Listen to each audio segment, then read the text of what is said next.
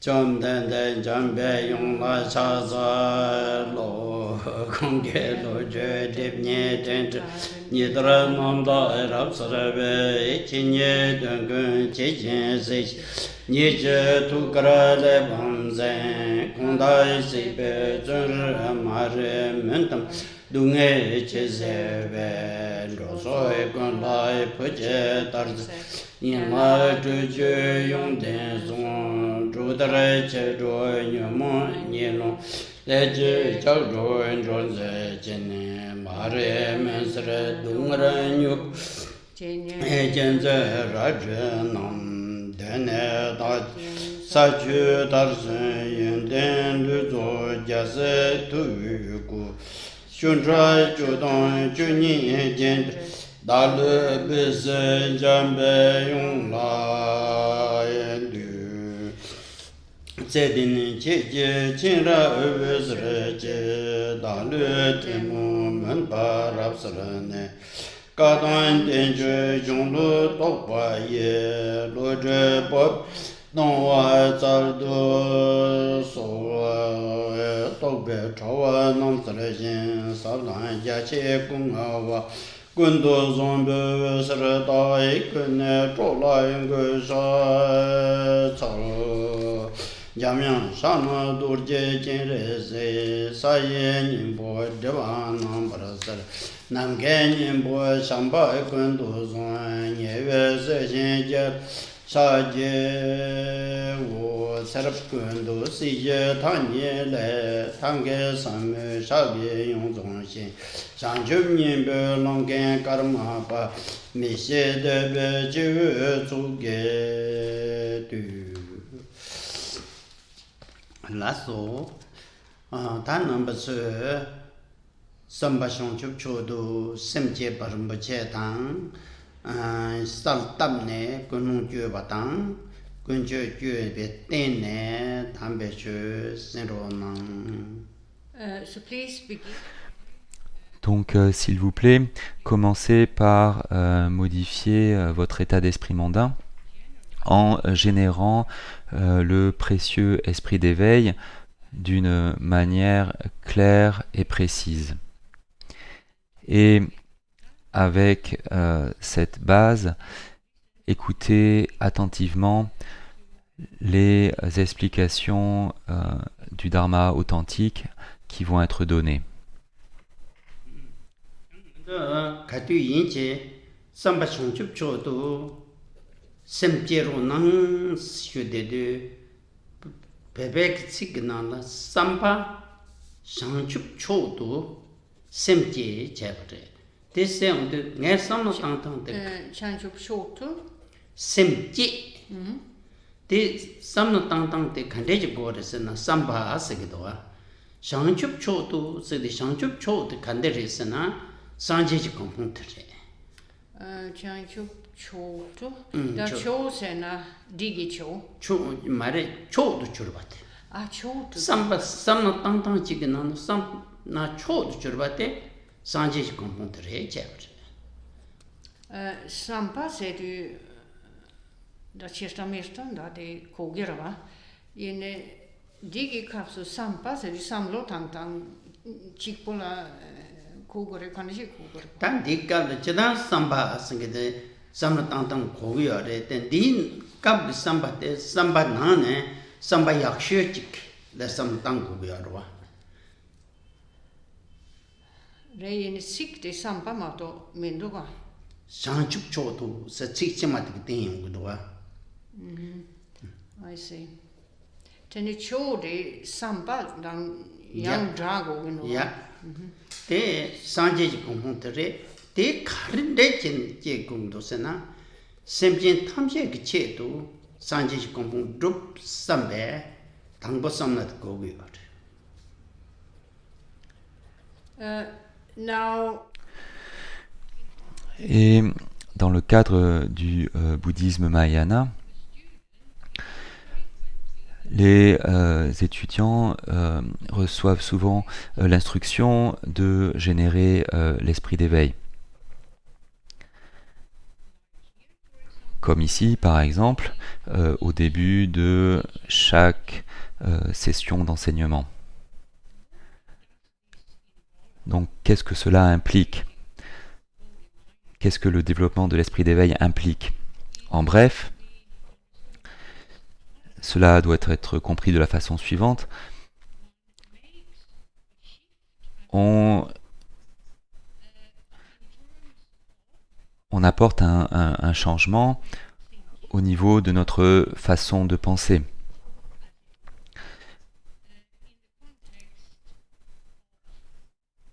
Donc on change notre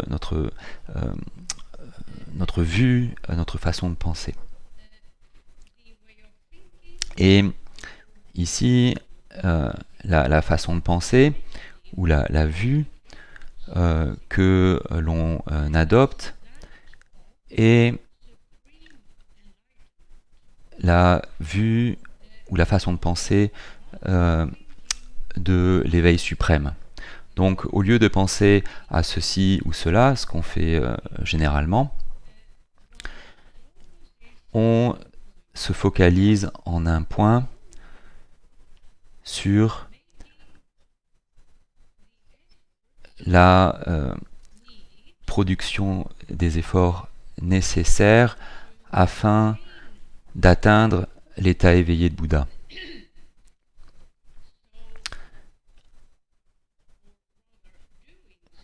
Et en faisant cela,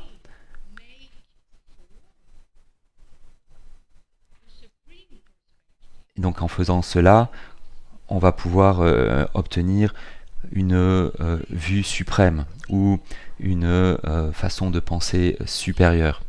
Donc,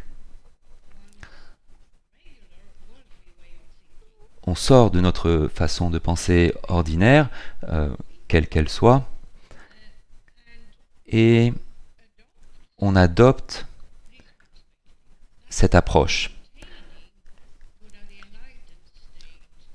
Le fait d'obtenir l'état éveillé de Bouddha pour le bien de tous les êtres sensibles. C'est-à-dire que l'on réalise que en tant qu'individu ordinaire dans le monde, on n'a pas la capacité de guider autrui et de leur permettre d'atteindre l'état éveillé de Bouddha.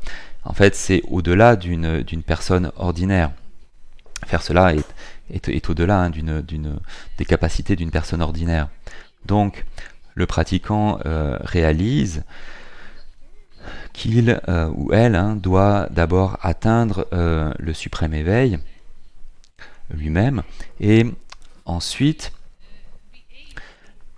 il sera capable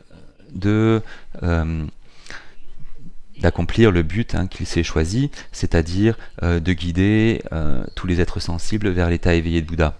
Donc cette façon de penser, ou cette approche, ou cette vue est suprême en ce sens qu'elle se focalise sur l'éveil suprême et ce que cela implique, ce qui a été expliqué en bref.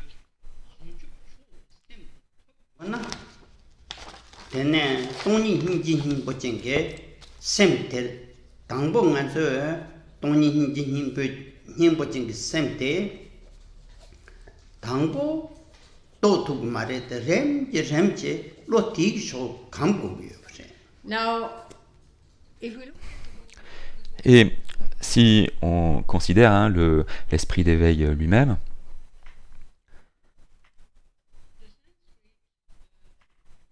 le mot sanskrit, donc éveil, c'est le mot sanskrit bodhi, et en tibétain c'est janchup, et ça fait référence à un état éveillé.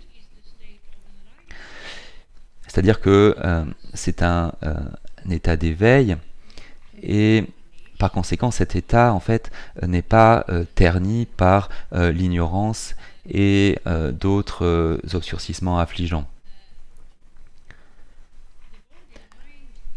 L'esprit d'éveil, c'est un état d'esprit qui s'est éveillé des fonctionnements, plutôt qui s'est qui s'est éveillé dans le sens où il a éradiqué l'état d'esprit mondain. Et il y a deux qualités principales qui caractérisent ce que l'on appelle l'esprit d'éveil. C'est la connaissance de la vacuité de tous les phénomènes, le fait qu'il n'y a pas une seule chose ou une seule manifestation qui a une réalité en elle-même, qui a une véritable réalité. Donc la connaissance de la vacuité est illuminante du fait qu'elle voit la véritable nature de toute chose. Et ensuite, il y a la seconde qualité principale qui est la compassion.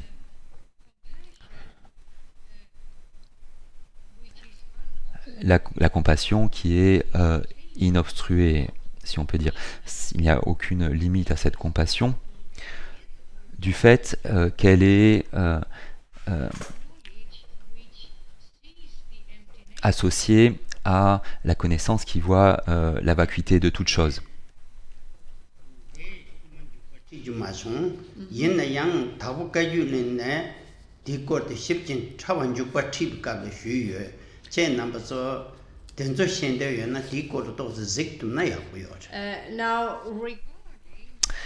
Et en ce qui concerne les détails sur l'esprit d'éveil, Khenpo Rinpoche a dans le passé, durant un des cours d'été à Dakpo Kagyu-Ling, expliqué un traité qui s'appelle en sanskrit le Madhyamika Avatara. Et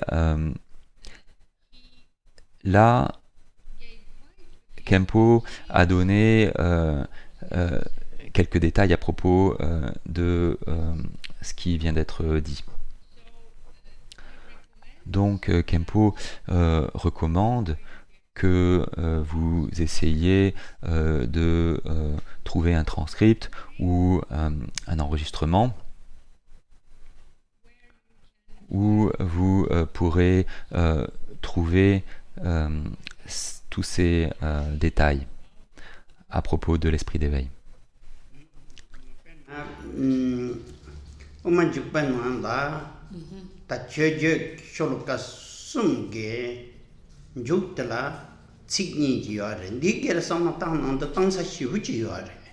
Now, at the beginning of this treatise, the Madhyamaka Avatara, there is initially the section called Offering of Worship.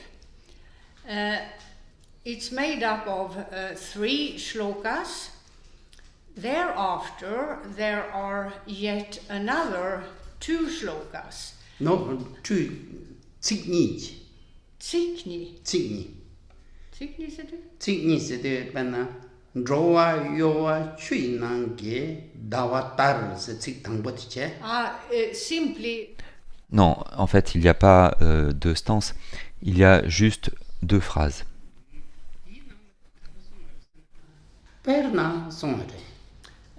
And there Et ici, dans cet hommage, l'auteur dit la chose suivante.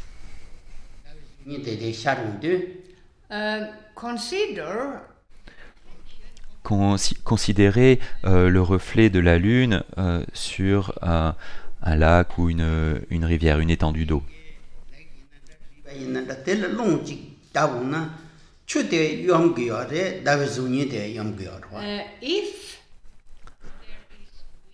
S'il y a du vent,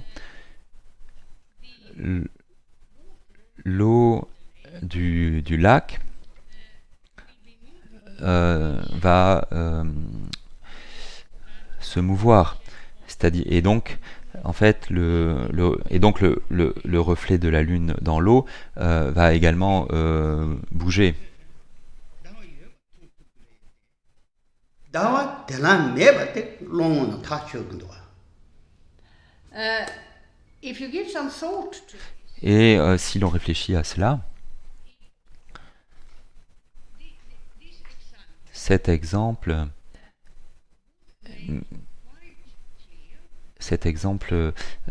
montre clairement que le reflet de la Lune sur la surface du lac, ce reflet de la Lune n'est pas la Lune.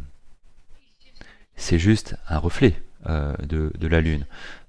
Donc, ce n'est pas une Lune véritable qui se trouve à la surface de l'eau.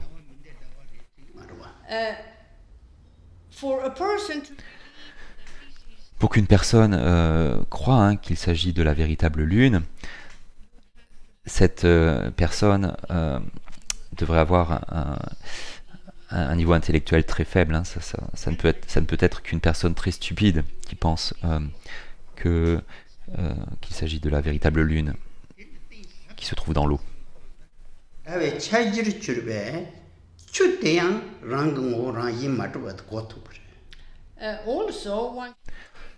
De plus, il faut être capable de comprendre que l'eau sur laquelle la Lune se reflète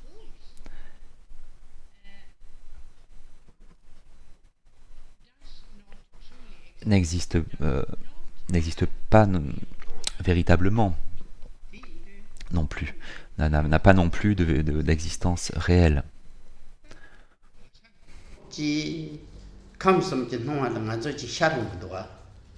Now, in terms of us, et en ce qui nous concerne, nous, les individus ordinaires, quoi que l'on voit, quoi que l'on entende, quoi que l'on expérimente, soit sur la base des 5 sens ou sur la base de l'intellect, où des images et des pensées font surface dans l'esprit. Donc quoi que l'on expérimente, tout cela n'est que le produit de la confusion de l'esprit mondain, qui est due aux empreintes latentes qui demeurent dans le courant d'esprit depuis un nombre de vies incalculable.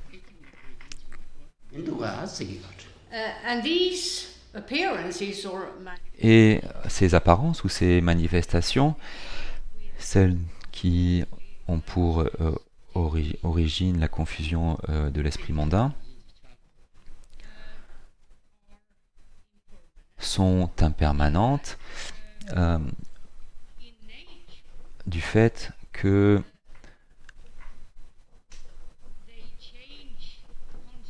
elles changent constamment.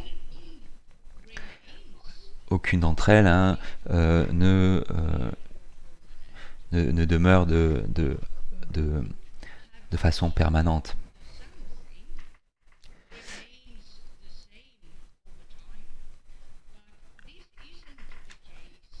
Et donc elles ne sont pas réelles.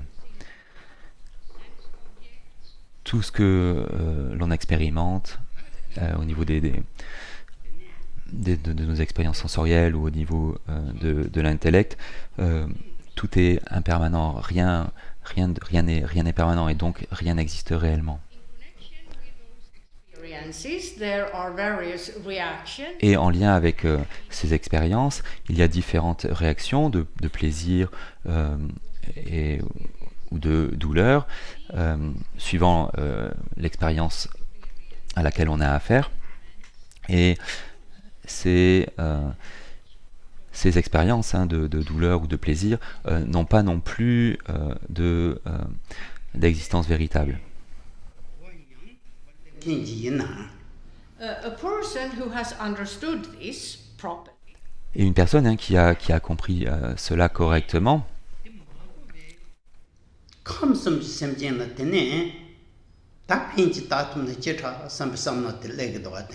would presumably l'esprit de cette personne va sûrement être rempli de compassion, va être rempli de l'intention d'aider tous les êtres sensibles qui ne connaissent pas cela, afin qu'ils puissent donc dépasser leur confusion.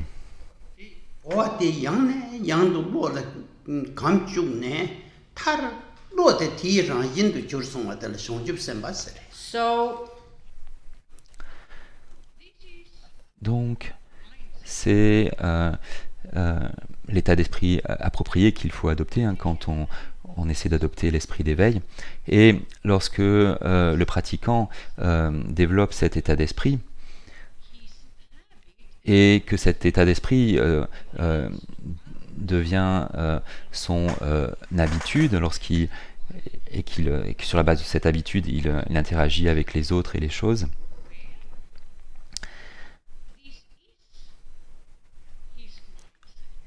alors à un moment, ça peut vraiment, ça devient l'esprit d'éveil. Et quand effectivement cet esprit d'éveil devient son état d'esprit, à ce moment-là, il devient un bodhisattva. Et donc là, la nature de l'esprit de cet individu est l'esprit d'éveil. Et là, il y a un changement qui s'est produit.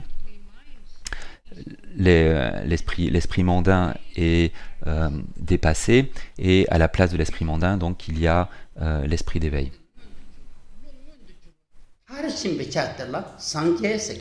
and Et le bodhisattva, qui a généré l'esprit d'éveil jusqu'à ce point, continue à développer cet état d'esprit jusqu'à ce que l'esprit d'éveil est réalisé à 100%. Il n'y a alors plus rien. Il n'y a alors plus rien à faire pour obtenir un niveau d'esprit d'éveil supérieur. Et l'individu, donc, qui a réalisé à 100% l'esprit d'éveil est un Bouddha.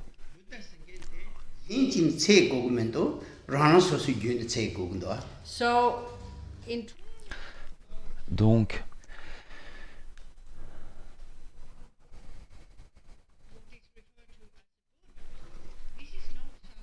Donc, en ce qui concerne un Bouddha, en ce qui concerne ce qu'on appelle un Bouddha, c'est pas quelque chose ou quelqu'un qu'on doit chercher à l'extérieur de soi. En fait, il s'agit en fait là de pratiquer afin que l'état d'esprit, afin que l'esprit d'éveil soit actualisé et pleinement réalisé. Et l'individu qui fait cela, alors devient un Bouddha. Donc un pratiquant n'a pas besoin de voyager très loin afin de trouver un Bouddha. Ce qu'il lui faut faire, c'est d'opérer ce changement au niveau de son esprit. Et à la fin, il va trouver ou atteindre le Bouddha à l'intérieur de lui-même.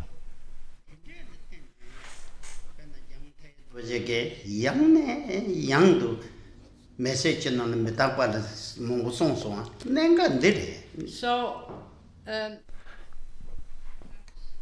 Donc, peut-être que beaucoup d'entre vous, ou au moins certains d'entre vous, lisaient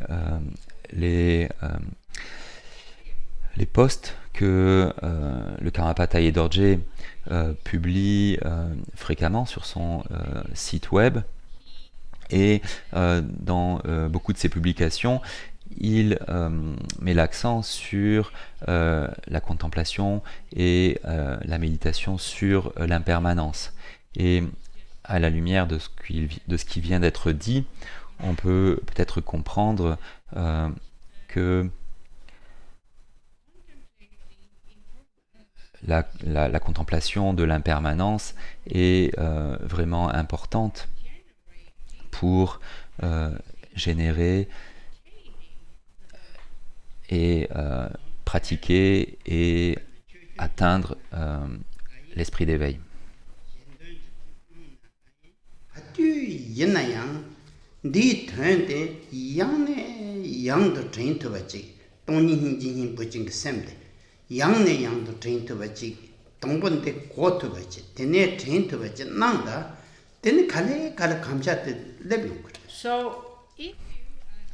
Donc, si vous, en tant que pratiquant, au début d'un enseignement auquel vous assistez, ou si au début d'une récitation que vous allez faire, ou au début d'une méditation que vous allez entreprendre, si vous vous engagez dans ces actions ou que vous fassiez ces efforts, si encore et encore vous revenez au développement de l'esprit d'éveil, alors, ou plutôt le fait de générer l'esprit d'éveil va devenir une habitude, si bien que des progrès vont pouvoir être faits en lien avec la compréhension de l'esprit d'éveil et le développement plus avant de l'esprit d'éveil. L'esprit d'éveil qui inclut à la fois la connaissance de la vacuité et la compassion pour tous les êtres sensibles.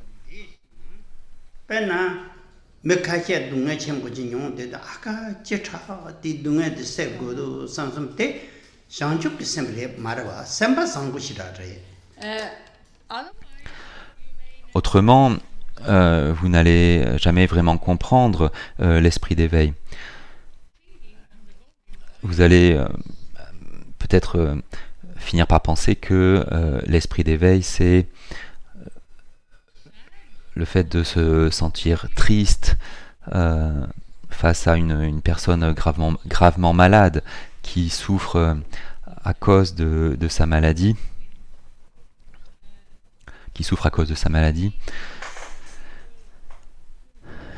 Il y a sûrement pas mal de personnes qui ont compris l'esprit d'éveil de cette manière.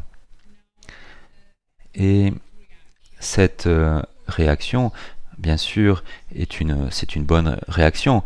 Le fait que l'on compatisse avec quelqu'un qui souffre, néanmoins, c'est une compassion ordinaire et mondaine. Ce n'est pas la compassion, ou plutôt ce type de compassion n'a pas une nature illuminante. Même si, bien sûr, c'est une façon vertueuse de penser et un acte positif ou vertueux. Lorsqu'une personne essaie d'aider une personne qui souffre.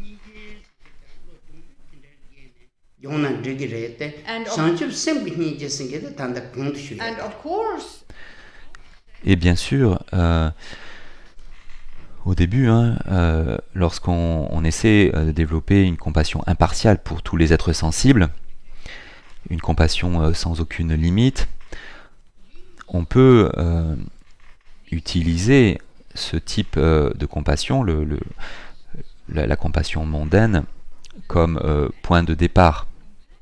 Néanmoins, la compassion dans le contexte de l'esprit d'éveil est beaucoup plus que cela. Et comme cela a été expliqué, c'est le fait de réaliser, de complètement réaliser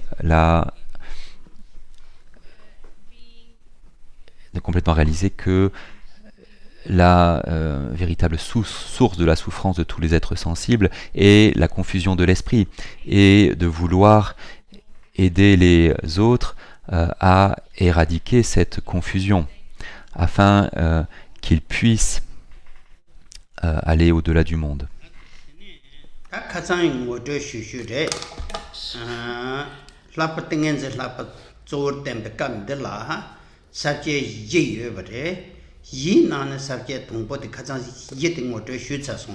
So yesterday, Donc hier, Khenpo Rinpoche a un petit peu expliqué les titres des 4 parties principales du chapitre 8 qu'on est en train de voir.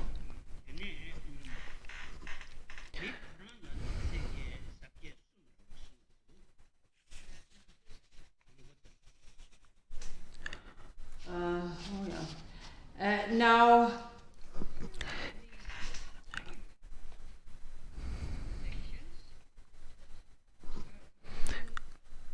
et donc on est en train de voir ici la première partie sur les 4, qui est donc l'exposé des étapes de la méditation avec la quiétude et la vision supérieure, le fondement de tous les samadhis. Et cette première partie, elle a 3 subdivisions.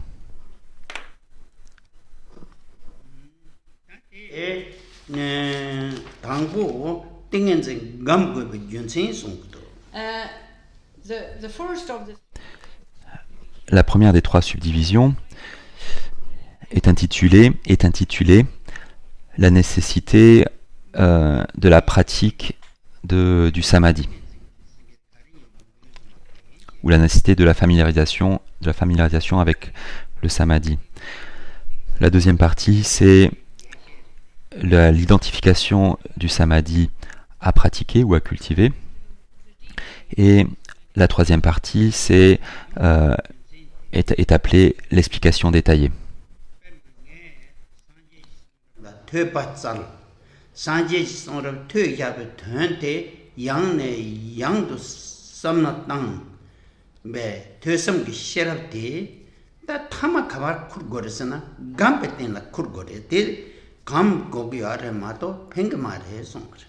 and here the author explains. Et ici, l'auteur explique qu'il est très important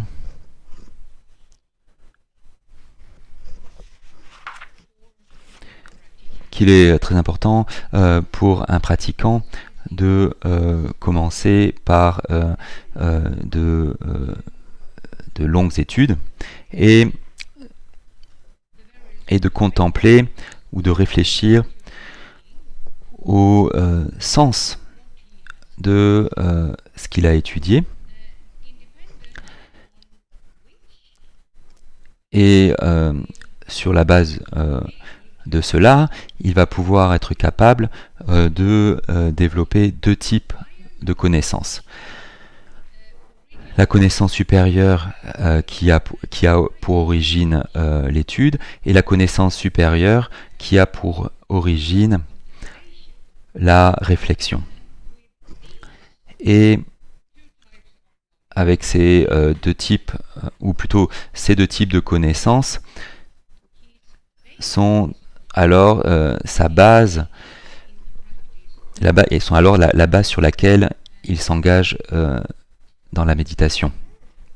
Et en fait, le véritable but de l'étude et de la réflexion, c'est de développer une bonne une bonne compréhension, une bonne connaissance du sujet en question. Et une fois que cela a été obtenu, il s'agit d'utiliser ces deux types de connaissances comme notre base, comme une base pour la méditation. Donc là, on est en train de voir la première des trois subdivisions, la nécessité de la pratique de la concentration méditative. Et l'exemple qui est donné pour illustrer cela est le suivant. Considérez un fermier qui plante des graines dans son champ afin d'obtenir plus tard une récolte. Pourquoi est-ce que le fermier fait tout ce travail? Il fait cela pour avoir quelque chose à manger, afin de se nourrir lui-même et de nourrir sa famille.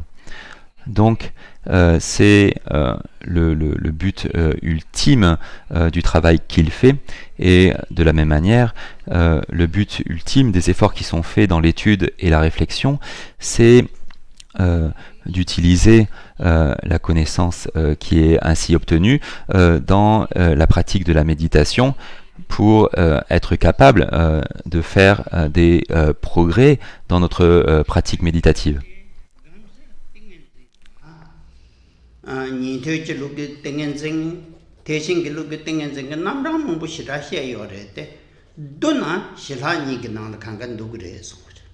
we have the second of the Ensuite, il y a la seconde subdivision qui est l'identification du samadhi à pratiquer.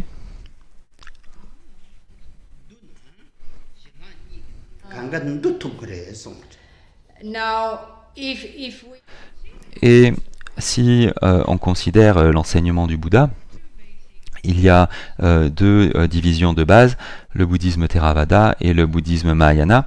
Dans ces deux divisions sont enseignés d'innombrables samadhis, d'innombrables concentrations méditatives. Et tous ces samadhis peuvent être rassemblés en deux catégories. La catégorie des méthodes de shamatha et la catégorie des méthodes de vipassana. Donc il n'y a pas une seule méditation bouddhiste qui n'est pas une méthode de shamatha ou qui n'est pas une méthode de vipassana. Tous les samadhis sont soit des méthodes de shamatha, soit des méthodes de vipassana. Et la façon dont ces classifications sont faites initialement par le Bouddha Shakyamuni, on peut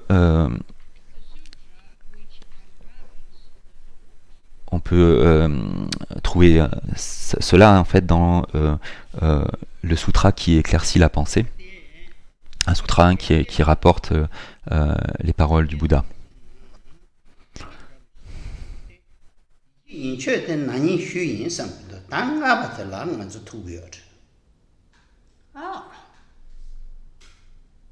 Xiyan che sungyore.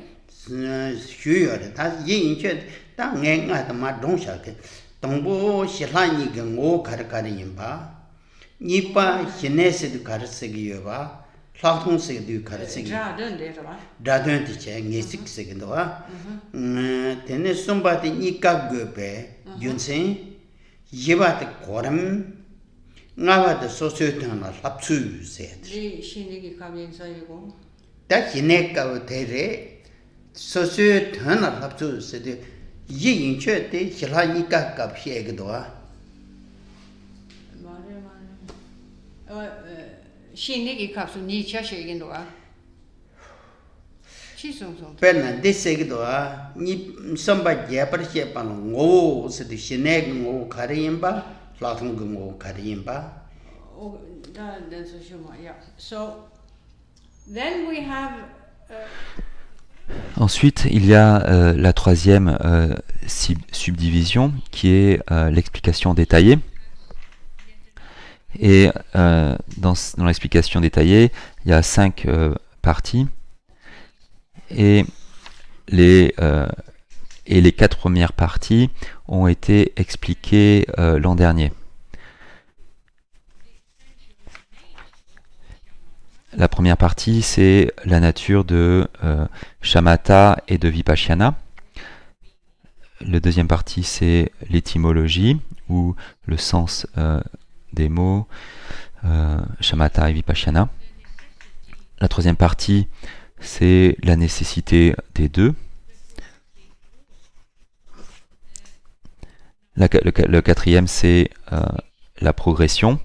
Et la cinquième partie, c'est celle qui n'a pas été expliquée, c'est l'entraînement à chacune de ces pratiques.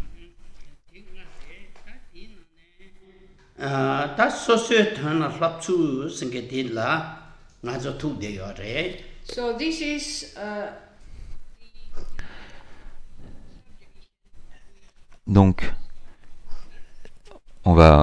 c'est cette cinquième partie, hein, c'est celle qu'on va expliquer cette année.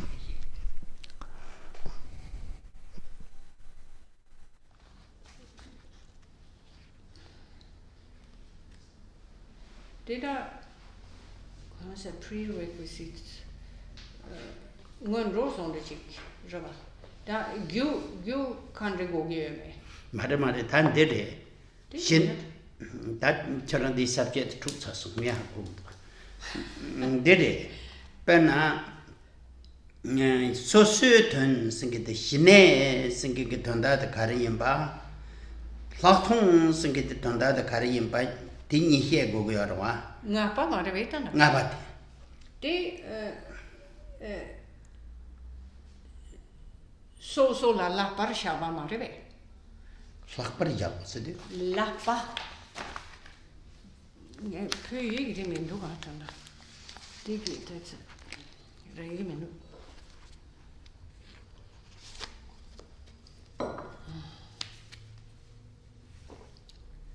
so donne la lope tsul 러브 주제 da lapa lopa 야 so donne la lope tsul redova 야 the training in each particular part 야 teni che kan song de na 데네 제자 소수든 러브 주텔레 신내기 던 러브 주티 난인 로차르레 yeah so in terms of the training in each of these two En ce qui concerne l'entraînement à chacune de ces pratiques, en ce qui concerne la pratique de shamatha, cela a été expliqué l'an dernier.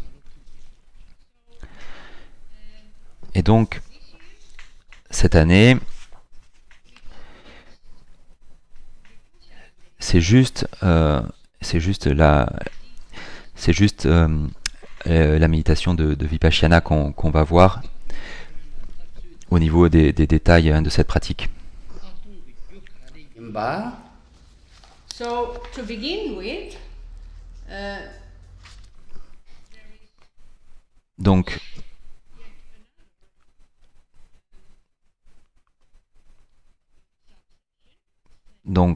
dans les détails de la vision supérieure, il y a d'abord une première sous-partie qui est donc les causes requises pour la vision supérieure. La seconde sous-partie, c'est les différents types de vision supérieure ou de vipassana.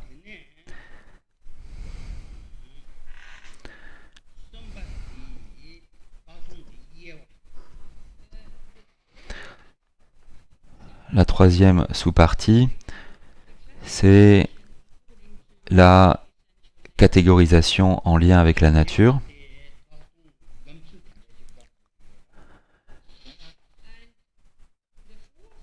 La quatrième sous-partie, c'est la manière de méditer ou la manière de se familiariser.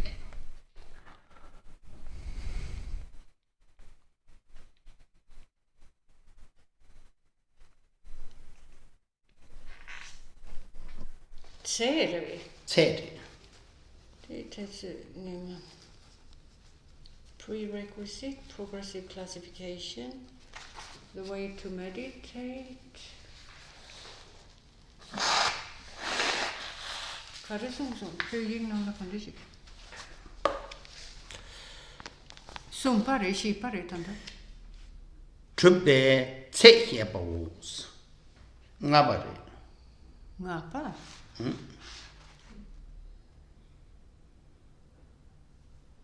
One, I'll go through the list again because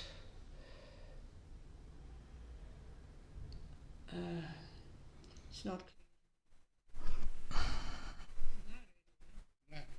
inner data conscious.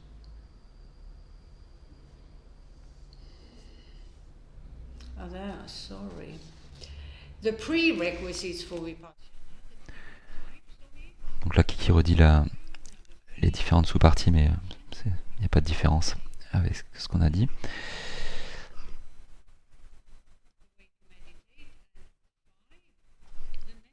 Et donc, on arrive à la 5e sous-partie, qui est mesurer l'accomplissement.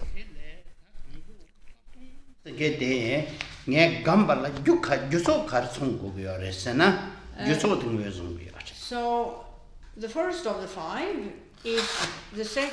Donc, la première sous-partie énumère donc les conditions requises pour Vipassana. Donc là, ce qui est expliqué, c'est les causes qui permettent de pratiquer correctement Vipassana et de faire des progrès.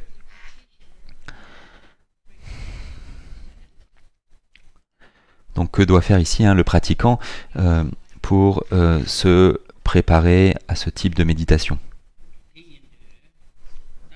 There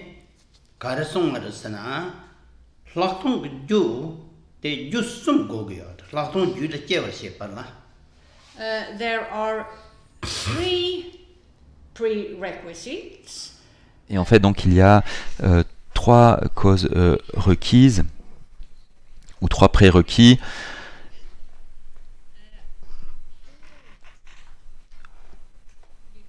pour Vipassana. Le pratiquant doit rassembler 3 causes pour se préparer à Vipassana. And one of the most important.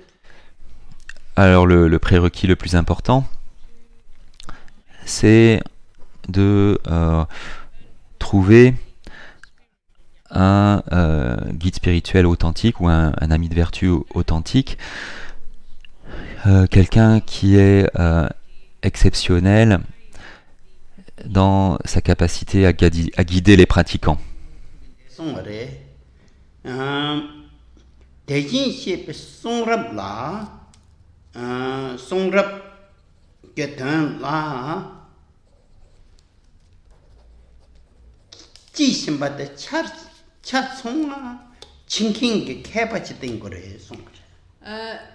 So this is a reference to.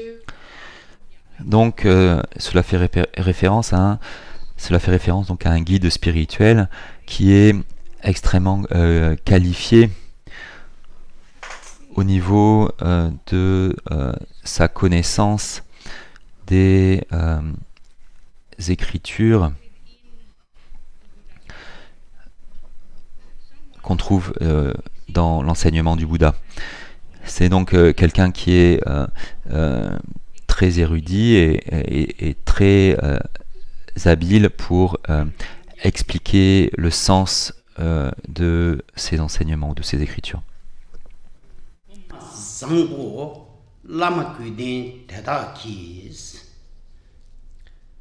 Loma Sangpo.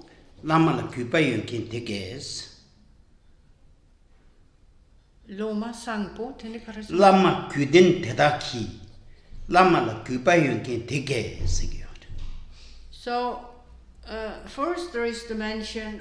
Donc d'abord, il est mentionné l'attitude que que le pratiquant doit adopter vis-à-vis du guide spirituel.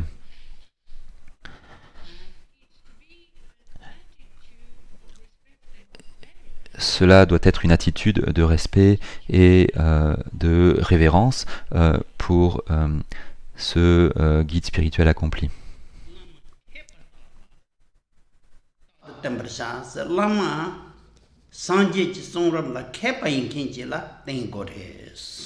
And the intention on the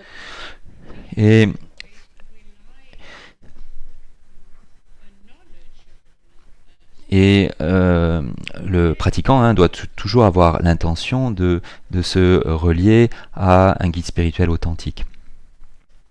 Et quel effet résulte de cela? L'effet, c'est que le pratiquant qui se relie à un guide spirituel accompli va acquérir une bonne connaissance de l'enseignement du Bouddha. Le pratiquant lui-même va être capable de développer des qualités que le guide spirituel possède,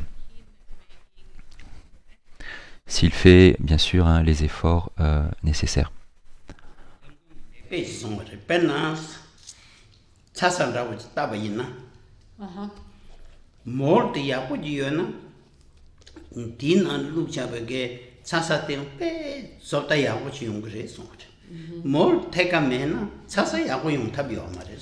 most of you La plupart d'entre vous savez sûrement ce qu'est une tsatsa.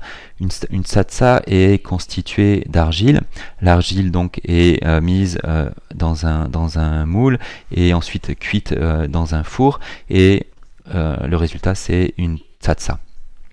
Et si le moule est bien fabriqué, s'il est bien fait, alors l'argile qui est mise dans le moule va prendre la forme de ce moule et va devenir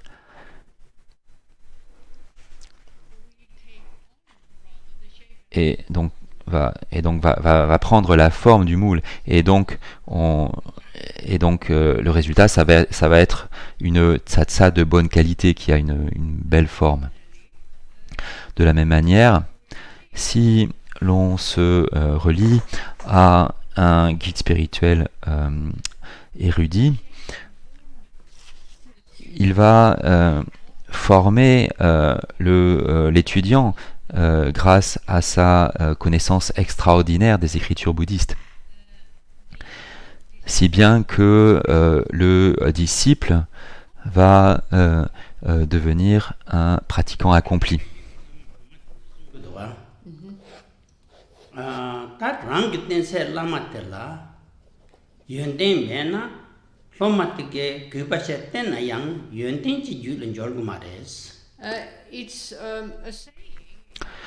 Il y a un dicton dans l'école Kagyu du bouddhisme tibétain qui dit que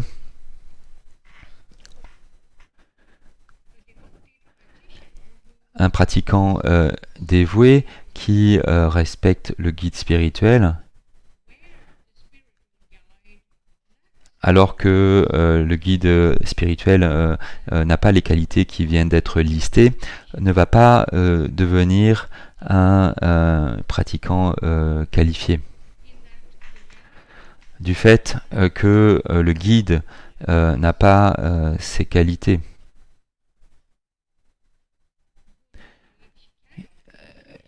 Une bonne connaissance ne peut pas être communiquée parce que le guide spirituel n'a pas cette qualité, et donc le disciple, même s'il est très dévoué et qu'il a beaucoup de respect, ce disciple ne va pas obtenir une bonne connaissance de l'enseignement du Bouddha, et ne va donc pas faire les progrès qu'il aurait pu faire si le guide spirituel avait cette connaissance. 라고도 간대지 거르스나. So, what are Donc, quelles sont les caractéristiques d'un guide spirituel érudit?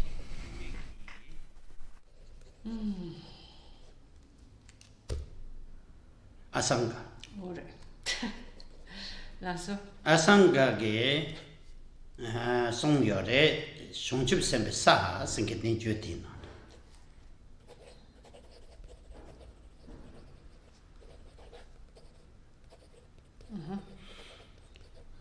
연tin get는 바지 거래에 송그래. now the Et le maître bouddhiste indien Asanga, Tokme en tibétain,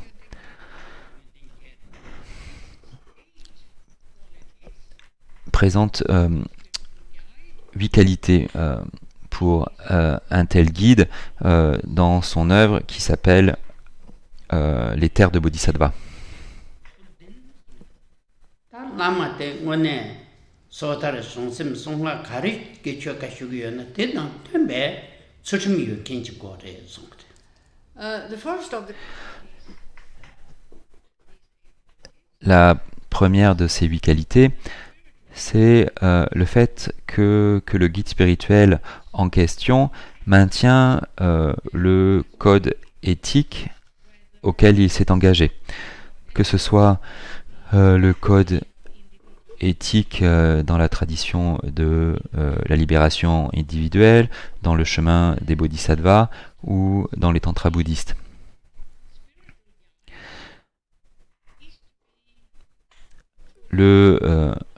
Pour que la personne soit un guide spirituel approprié, cela doit être une personne qui maintient le code éthique auquel il s'est engagé.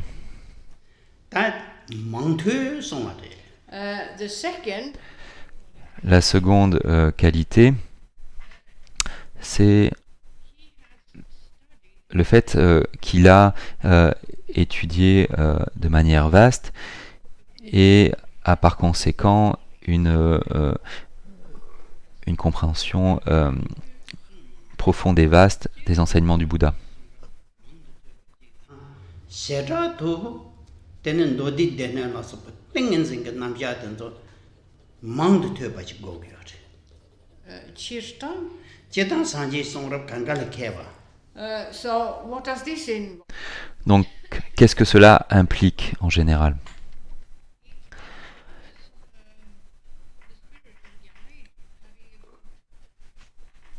Cela implique que le guide spirituel a une bonne connaissance des enseignements du Bouddha en général et qu'il a également une bonne connaissance de l'entraînement au samadhi tel qu'il a été exposé par le Bouddha Shakyamuni dans d'innombrables sutras.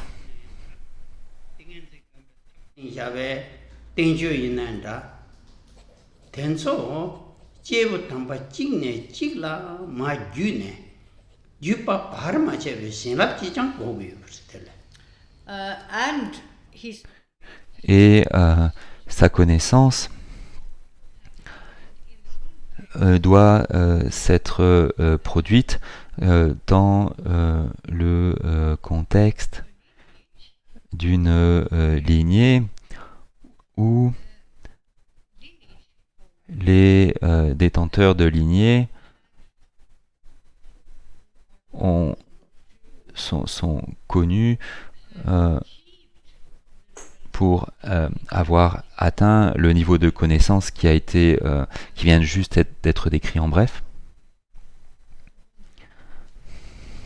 So that Si bien que le guide spirituel en question connaît véritablement tous les détails des différents samadhis qu'il va enseigner aux disciples, en accord avec les principes et les façons de pratiquer qui ont été exposés à l'origine par le Bouddha Shakyamuni. comme cela est rapporté dans beaucoup de sutras. Donc, le point principal ici, c'est que le guide spirituel est un membre d'une tradition où il y a une lignée de transmission ininterrompue en lien avec ces détails, par rapport à ces détails.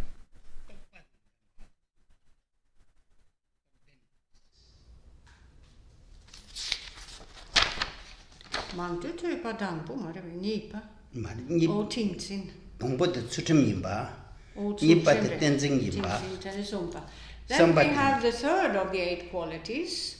Ensuite, il y a la troisième qualité, qui est le fait que le guide spirituel lui-même doit avoir atteint un niveau de réalisation des samadhis qu'il enseigne.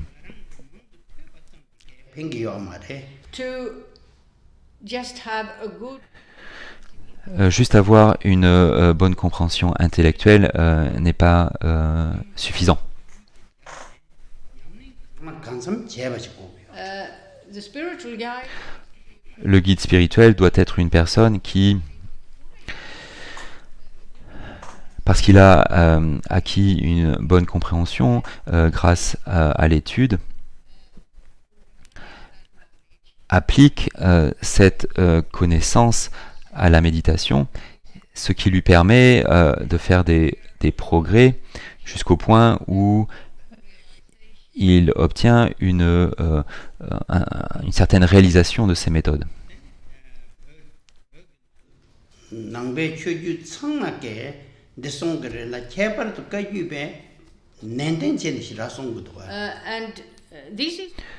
Et c'est une norme que l'on trouve dans toutes les traditions bouddhistes tibétaines. Néanmoins, cette norme est néanmoins dans l'école Kagyu, c'est là où on met beaucoup l'accent sur cette norme, peut-être plus que dans les autres traditions. Et il est dit dans l'école Kagyu que, à moins que l'on ne se relie à un guide spirituel authentique dans notre pratique, à moins que l'on fasse cela, il n'y a aucune chance que l'on obtienne une réalisation, même si on fait beaucoup d'efforts.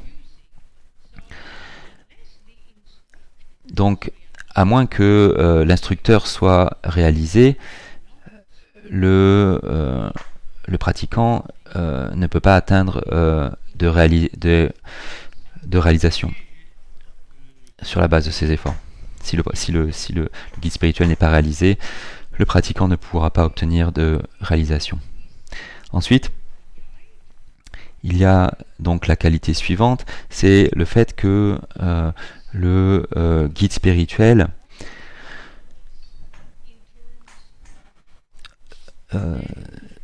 soit vraiment attentif aux bienfaits de ses disciples.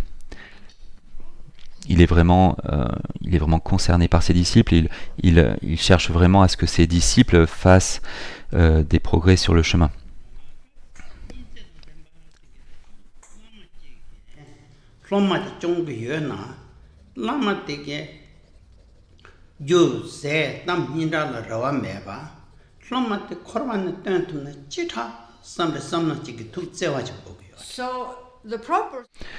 Donc, un guide spirituel approprié est un individu qui n'est pas concerné par des récompenses pécuniaires quand il enseigne.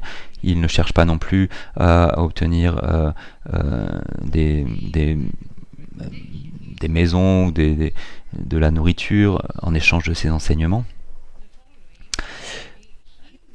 Son seul intérêt, en fait, c'est son seul intérêt, c'est que ses disciples fassent des progrès sur le chemin.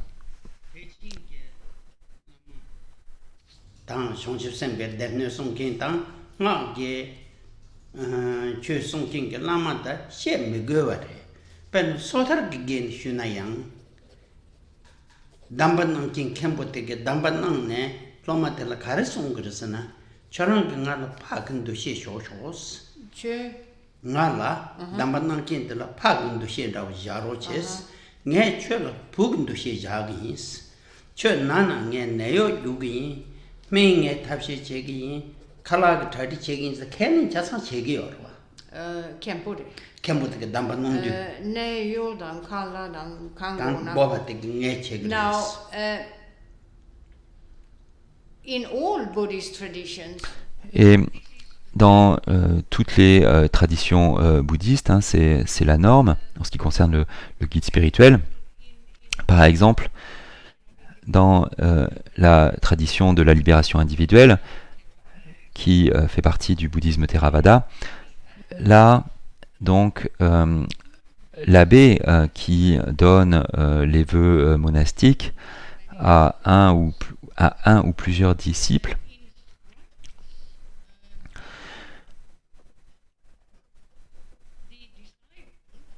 donne l'instruction aux disciples de le considérer comme leur père. Et il s'engage à les considérer comme ses enfants, en expliquant que lorsque vous tomberez malade, je prendrai soin de vous, je ferai les efforts d'une infirmière, je vais agir comme une infirmière auprès de vous si vous êtes malade. Si vous vous retrouvez sans ressources, je vous donnerai à manger, etc., etc. Donc c'est le genre d'engagement qu'un guide spirituel approprié possède en lien avec ses disciples. Donc, un guide spirituel approprié est une personne qui est vraiment désintéressée.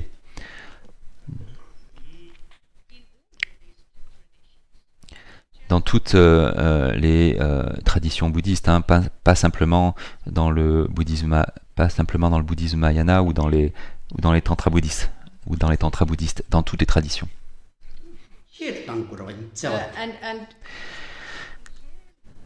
Et cette préoccupation en lien avec les disciples est encore plus forte en fait dans le bouddhisme Mahayana et encore plus forte dans les tantras bouddhistes. Donc le guide spirituel et les disciples, dans le cadre d'une relation authentique, se voient les uns les autres, comme cela a été expliqué.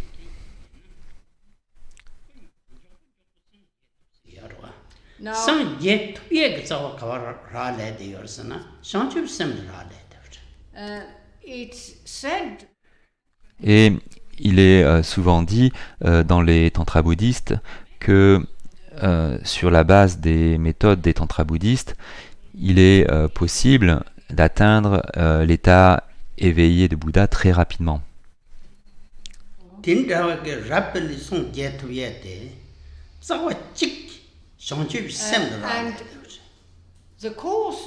Et la cause de cette affirmation, c'est ce qu'on appelle l'esprit d'éveil. Donc ici, l'esprit d'éveil est un état d'esprit qui est présent chez le maître et le disciple. Le maître et le disciple ont une préoccupation réciproque l'un pour l'autre.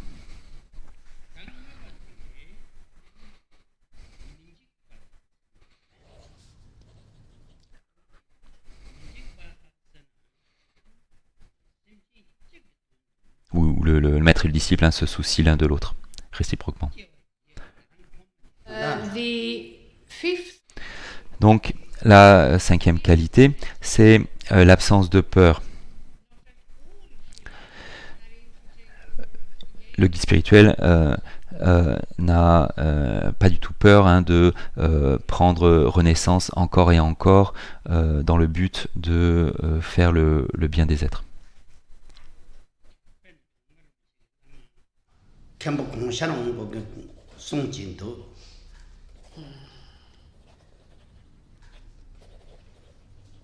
also 디갑 통발 송도와 체랑도 당증도 뚫었던다다 나께와 양내 양도 되네 늘지에와 송도와 다른 애초에 그 당증도 뚫게 송배투 troubnando.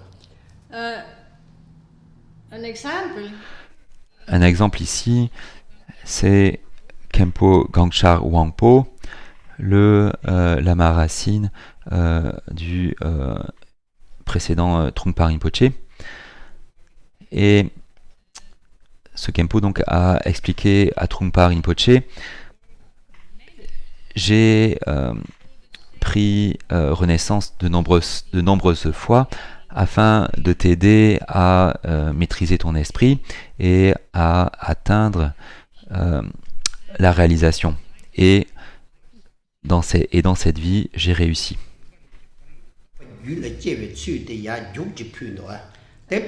now there is the tradition Et dans les tantras bouddhistes, il est traditionnel, c'est de tradition, lorsque un pratiquant atteint la réalisation, le pratiquant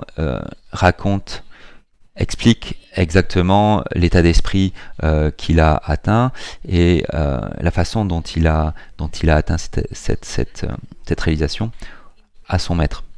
Et cela s'est produit donc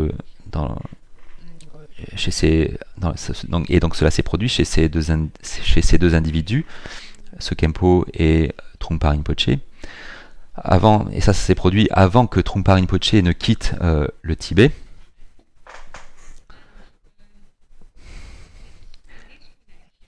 Et donc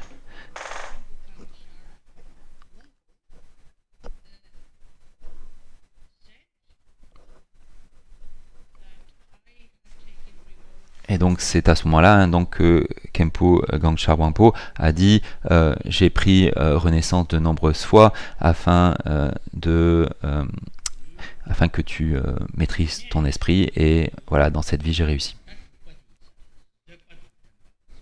then we have the sixth of the Ensuite, il y a la sixième qualité, qui est le fait de cultiver la patience. a spiritual guide Un guide spirituel a besoin d'avoir une certaine dose de patience.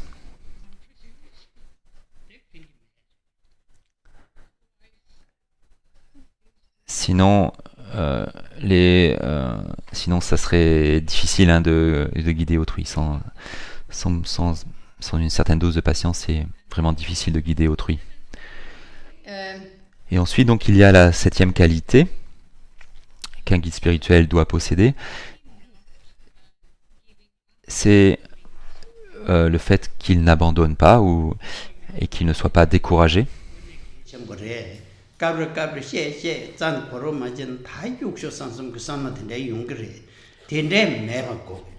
so a proper spiritual Donc, un guide spirituel authentique va parfois ou souvent, suivant en fait les disciples, donc va souvent ou parfois expliquer les mêmes choses aux disciples, et le disciple ne va pas comprendre ce qui est dit. Et si le guide spirituel n'a pas cette qualité, il va se dire ça suffit quoi. J'ai essayé de de faire comprendre à toutes ces personnes ces différents sujets, mais je n'y arrive pas, donc j'abandonne. Et donc ça, c'est quelque chose qu'un guide spirituel authentique ne fait pas. Il n'abandonne pas.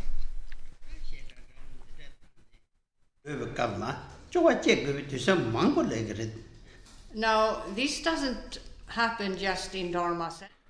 Et cela ne se produit pas uniquement dans les centres du Dharma où l'on explique encore et encore et que les gens ne comprennent pas.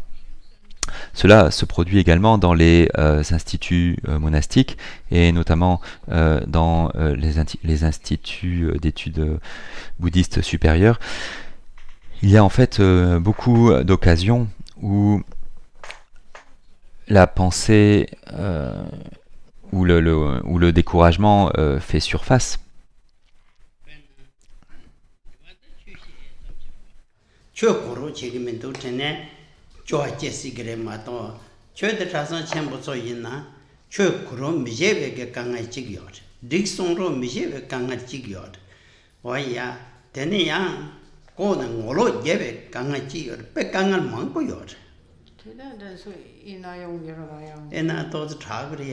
Well,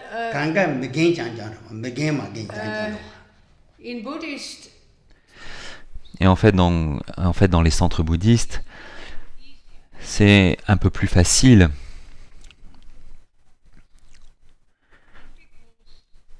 Pas parce que les gens dans les centres bouddhistes sont un petit peu mieux, mais parce que la plupart des membres sont dans un âge assez avancé.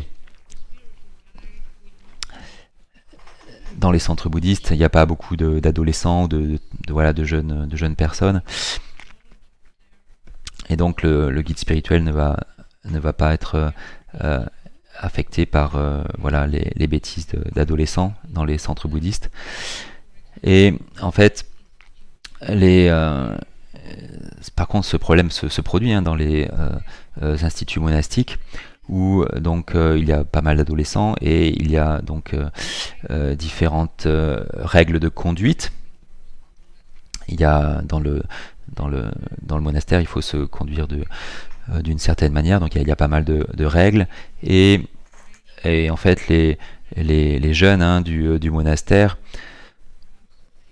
préfèrent parfois jouer au foot plutôt que d'aller faire une récitation à 5 heures de l'après-midi. Et donc parfois ils préfèrent donc ne pas suivre les règles du monastère. Et donc non seulement cela, mais en plus lorsqu'ils prennent une punition, ils peuvent avoir envie de se venger, et donc ils se regroupent avec des amis et ils essaient de prendre leur revanche sur le Kempo qui les a punis du fait qu'ils n'ont pas assisté à la classe où ils devaient se rendre.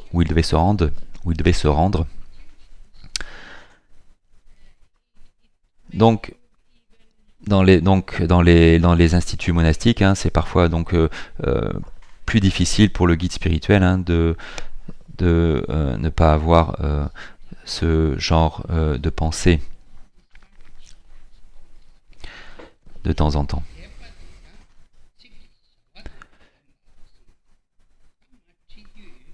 Dans les instituts monastiques, il peut donc plus facilement avoir ces pensées de découragement.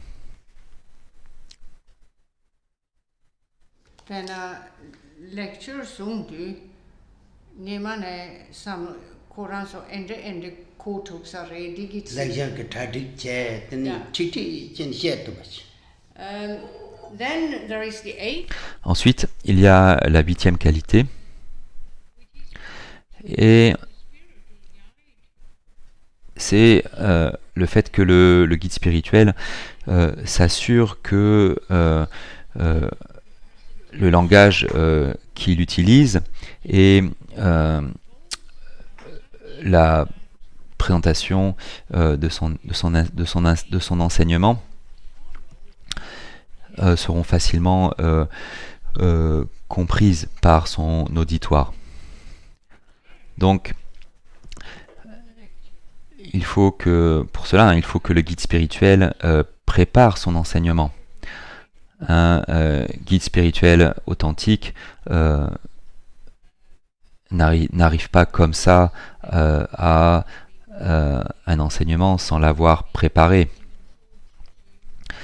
sans avoir pensé aux mots qu'il va utiliser, à la présentation du sujet qu'il va faire.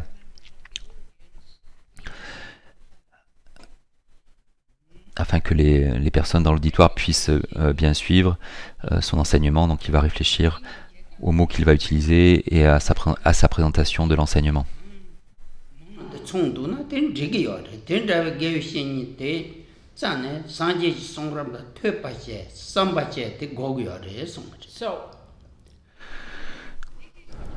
Donc c'est le genre de guide spirituel qu'il nous faut chercher. Un guide spirituel qui a les 8 qualités ne va pas vraiment être facile à trouver dans le monde d'aujourd'hui.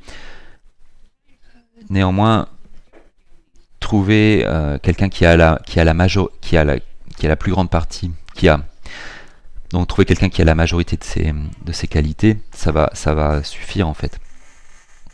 Et alors, si on trouve quelqu'un comme cela, on va donc étudier de façon honnête et en faisant des efforts auprès de cet enseignant. Et ensuite, donc, on va réfléchir au sens des enseignements qu'on a reçus de lui.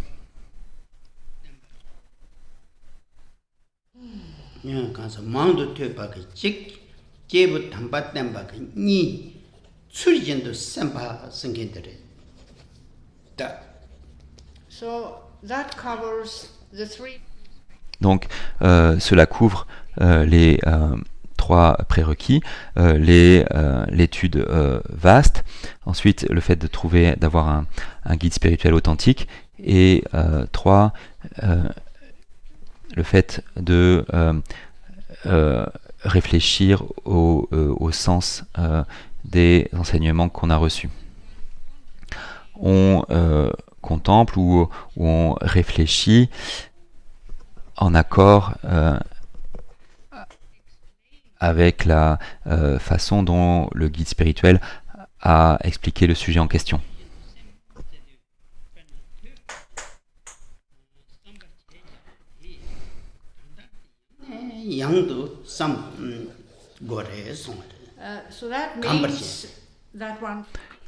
Donc cela signifie que l'on s'engage fréquemment dans les études et que l'on réfléchit fréquemment à ce que l'on a étudié.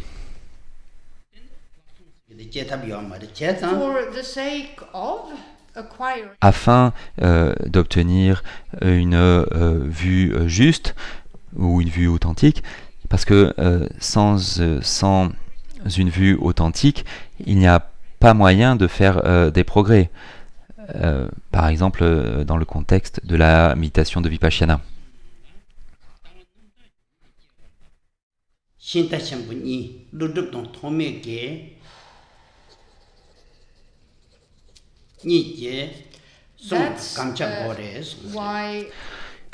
C'est pourquoi Jamgon Control dit,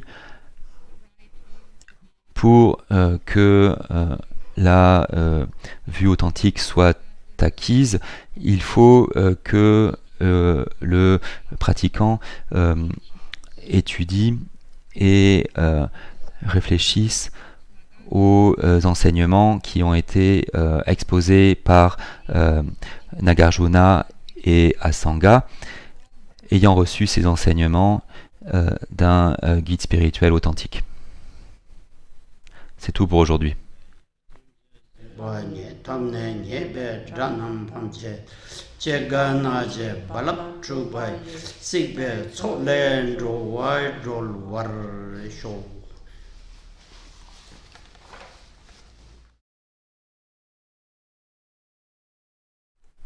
À demain.